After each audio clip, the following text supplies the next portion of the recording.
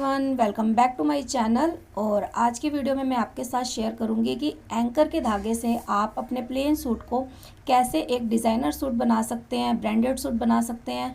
महंगे महंगे जो सूट मिल रहे होते हैं, मतलब जिन्हें सिंपल सोबर सूट पसंद होते हैं, कुर्ता स्टाइल, उसको कैसे आप बना सकते हैं। और बहुत सस्ते बन जाते हैं, लेकिन जब आप इसे पहन के निकलोगे ना तो कुछ अलग ही लुक आएगी। तो देखिए, मैंने जो उल्टी साइड है वहाँ पे इस तरीके से निशान लगा लिए जहाँ पे मुझे एंकर थ्रेड का काम करना है। इस वीडियो में आपको एंकर चलाना भी आ जाएगा अगर आपने पहले कभी नहीं चलाया मशीन में। और मैंने पहले से निशान लगा लिया था, उसमें कोई गड़बड़ी ना हो जाए, तो मैं आपको बचे हुए कपड़े पे निशान लगा के बता रही हूँ। कपड़े का आपने सेंटर बनाना है, जैसे हम हमेशा ऑलमोस्ट सूटों पे बनाया करते हैं। तो वहाँ पे सेंटर बना के निशान लगा लेंगे और 16 इंच पे एक मार्क कर देंगे कि हाँ, हमें 16 इंच से बाहर कपड़े पे निशान नहीं लगाना है। और मैं अपने जो मेरा फुट्टा है स्केल, उसी का ही चौड़ाई रख रही हूँ। आप चाहे तो इंची टेप के हिसाब से भी रख सकते हो। और जहाँ तक आर्मोल आएगा मेरा, आर्मोल की कटाई, वहाँ तक मैं निशान लगाऊंगी। आप 2, 3, 4 जितनी पसंद करते हो आप उतनी लगा सकते हो। और इस स्केल की जो चौड़ाई होती है वो 1.5 इंच के लगभग की होती है, तो इतना काफ़ी है मेरे लिए। तो इसके बाद आर्मोल स्टार्ट हो रहा है। टोटल 9 लाइनें आएगी। तो देखिए, मैंने निशान जो 16 इंच पे लगाया था, उसके बाद फिर मैं स्केल को इस तरीके से रोटेट करके निशान लगाऊंगी, ताकि इसकी जो ऊंचाइयाँ भी जाए ना वो भी इक्वल जाए। तो ये देखिए, कुछ इस तरीके से ये आएगा। इसके नीचे की जो लाइनें सारी वेस्ट है, हमें जहाँ पे ये प्लस पॉइंट बन रहा है बस वहीं तक अपनी सिलाई करनी है। आप इस तरीके से इंची टेप की चौड़ाई भी रख सकते हैं, आप इंच के हिसाब से भी रख सकते हैं। 1 इंच लेना है, 1.25 इंच लेना है, या 2 इंच लेना है। और सेम इसी तरीके से हमें इसका जो हाफ पार्ट है वहाँ पे भी निशान लगा लेना है। अगर आपको इस तरीके से नहीं लगाना है तो आप बस सेंटर पकड़ें और अपने इसको थपथपा दें कपड़े को, तो उस तरफ छापा आ जाएगा चौक का, और उसको डार्क कर लें। इस तरीके से भी लगा सकते हैं। और आप चाहे जिस तरीके से आपने इस साइड लगाया है सेम उसी तरीके से भी लगा सकते हैं। बस इक्वल निशान होना चाहिए, क्योंकि जहाँ पे भी थोड़ी भी गड़बड़ हो जाएगी वहाँ पे इसकी खूबसूरती में खराबी आ जाएगी। तो बस मैं इसीलिए आपको अच्छे से समझा रही हूँ। तो देखिए, हमारे पास जो एंकर की गुच्छी होती है उसको हम अपनी जो धागा भरने वाली होती है उसमें अच्छे से भर लेंगे, लेकिन ओवर नहीं भरेंगे। जैसे हम धागा भर लेते हैं तो कोई प्रॉब्लम नहीं होती, लेकिन इसे पूरा ओवर नहीं भरना है, हमें हल्का सा खाली रखना है, क्योंकि जब हम इसे डिब्बी में लगाएंगे तो वो घूमनी चाहिए। और नॉर्मली हमारी जो धागा होता है वाइट कलर, कोई भी हम जो कपड़े सिलते हैं किसी भी कलर का, वो सिंगल धागा होता है, और ये 6 धागों से बनी हुई आती है गुच्छी। तो ये जब हम इसमें लगाते हैं तो ये या तो हमारी ख़राब हो जाती है, या फिर इसमें से खिंचाव नहीं आता है। तो यहाँ पे एक इसमें छोटा सा नट लगा होता है, आप इसको ढीला कर लें, उतना ढीला कर लें कि आपकी फिरकी आराम से घूम सके। जैसे आप धागा खींचते हो तब वो घूमती है, क्योंकि तभी घूमेगी तभी सिलाई हो सकेगी। तो इस चीज़ का आपको ध्यान रखना है। आप ऊपर के लिए 2 धागे यूज़ कर सकते हो, या तो आप जिस कलर का थ्रेड लगा रहे हो एंकर थ्रेड, वो कलर जैसे वाइट है, मैं सूट का मैचिंग का धागा लगा रही हूँ, क्योंकि इस पर जब हम स्टिच करेंगे नीचे का धागा वाइट कलर के ऊपर आएगा ना तो बहुत प्यारी लुक देगा। और कभी भी एंकर का धागा चलाने से पहले हमें मशीन सेट करनी पड़ती है, क्योंकि हमने नीचे डिब्बी ढीली करी है तो हमें ऊपर से धागे की साइड भी ढीला करना पड़ेगा। तो रफ में मैं छोटी छोटी सिलाई लगा रही हूँ, क्योंकि एंकर हमने भरा है, फटाफट से ख़त्म हो जाएगा। तो इस तरीके से मैं ऊपर से, देखिए, जहाँ पे स्प्रिंग बनी होती है वहाँ से ढीला करूँगी, और छोटी छोटी 2-3 सिलाइयाँ लगाऊंगी। जैसे और ढीला करूँगी तब ठीक आ गई तो ठीक है। कई बार फर्स्ट टाइम में ही सेट हो जाती है, कई बार 2-3 बार यूज़ करने के बाद होती है। तो ये देखिए, अब मेरी बहुत अच्छे से आ गई है 3 बार चेक करने के बाद। और अब मैं फाइनल हूँ अपने सूट के कपड़े पे लगाने के लिए। तो मैं आपको रफ़ वाले पे ही अभी लगा के बता रही हूँ, ताकि आपको अच्छे से समझ आ जाए। ये देखिए, यहाँ पे हमारा टी पॉइंट बना है, मतलब प्लस पॉइंट बना था। इससे नीचे हमें निशान पे नहीं जाना है, और यहीं पे रोक देनी है मशीन को। और इसके बाद ऊपर का धागा आराम से खींचना है, और फिर नीचे के धागे को भी आराम से खींचना है। और इसके बाद ही हमें कट करना है, क्योंकि आप ये सोचो कि ये अपने आप से आ जाएगा तो नहीं आएगा। तो ये देखिए, इसके ऊपर रील का कलर आ रहा है, कितना प्यारा लग रहा है। अब पीछे रील के कलर को हम हल्का सा खींचेंगे तो वो जो वाइट वाला धागा है ना एंकर का, वो अपने आप ही बाहर आ जाता है।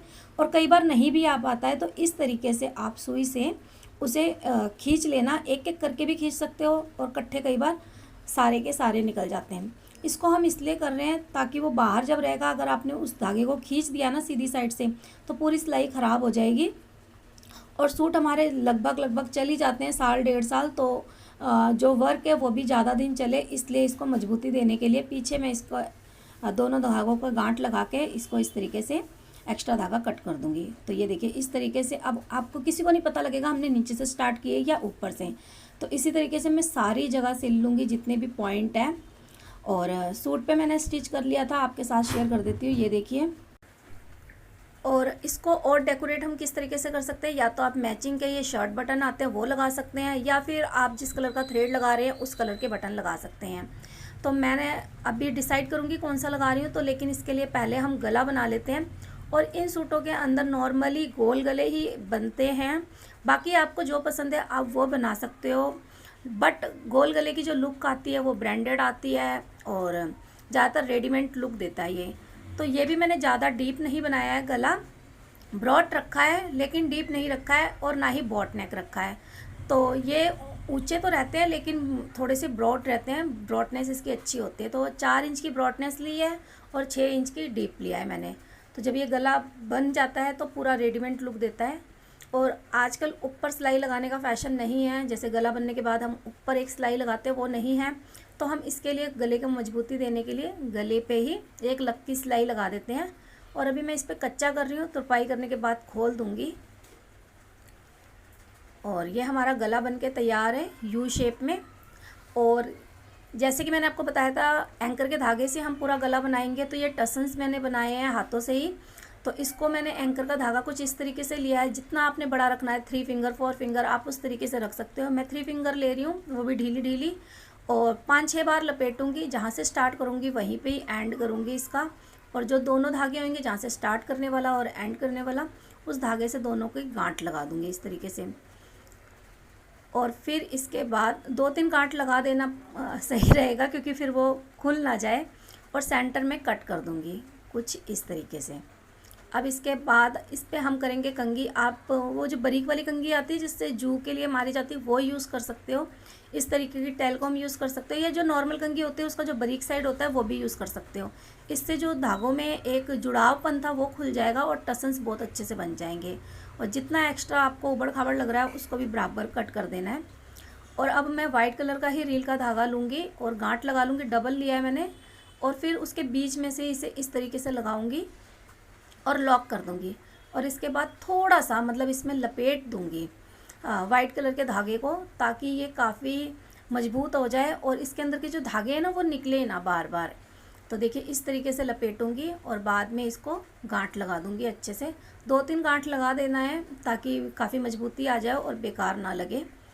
और 2-3 लगाने का मतलब है आप ये धागा जब कट करोगे ना तो एकदम पास से कट करोगे तो खुलेगा नहीं। एक गांठ लगाने से कई बार खुल जाता है। और ऊपर जो एक्स्ट्रा था एंकर का धागा वो भी मैंने कट कर दिया है और रील का धागा भी कट कर दूंगी। देखिए जो एंड पॉइंट है ना वहीं पे मैं एंकर की जो टसन्स बनाए वो रख रही हूँ। और इसको जोड़ना कैसे है, आपने प्लस पॉइंट पे जोड़ना है इसे। ये देखिए इस तरीके से निकालना है आपने। और जो ऊपर का थोड़ा सा निकल रहा था जो जॉइंट पार्ट था वहाँ से मैं लूँगी इसे इस तरीके से, और इसे फिर ऊपर ले जाते हुए जोड़ूंगी और साइड से निकालूंगी। अब जहाँ पे हमने रील लगाई थी पहले उसी में ही इसको इस तरीके से 2 बार या 1 बार आप सिल देना। उसके बाद जब बटन लगाओगे ना तो बटन को आपने क्रॉस में लगाना है ताकि ये टसन्स और अच्छे से मजबूती से लग जाएं और बटन से बाहर ना जाएं। तो इसलिए मैं प्लस में ना लगा के क्रॉस में लगा रही हूँ। क्रॉस में लगाने से ये देखिए बहुत अच्छे से लग जाएंगे। और फिर उल्टी साइड एंड में इसका अच्छे से लॉक कर दूँगी 3-4 बार। और आप अपनी पसंद के नग वाले बटन लगा सकते हो और भी लगा सकते हो, लेकिन मैंने इसे एक सिंपल सोबर लुक दिया है जो रेडीमेड वगैरह में होता है और थोड़े ब्रांडेड सूटों में इस तरीके की लुक मिलती है। तो ये देखिए ये इस तरीके से लगाना है और सबकी लेंथ इक्वल रखनी है आपने। जैसे इसकी जो साइड में बटन आ रहा है वो बटन के पास तक ही है। तो ये सारे लग चुके हैं मेरे। आई होप आपको अच्छे से समझ आया हो। अगर कहीं पे भी कोई प्रॉब्लम होती है तो आप कमेंट्स में मुझसे पूछ सकते हो और मैं पूरी कोशिश करूँगी आपको अच्छे से समझा सकूँ। तो बाजुओं पे भी मैंने हल्का सा इस तरीके से एंकर का धागा चला दिया है। और मैं मिलूँगी किसी नेक्स्ट ब्लॉग में, तब तक के लिए टेक केयर, बाय बाय। अगर आप मेरे चैनल पे नए हैं तो सब्सक्राइब जरूर कर लेना और मेरी वीडियो अच्छी लगेगी तो एक लाइक ज़रूर कर देना। शेयर का ऑप्शन है वो भी आप कर सकते हो।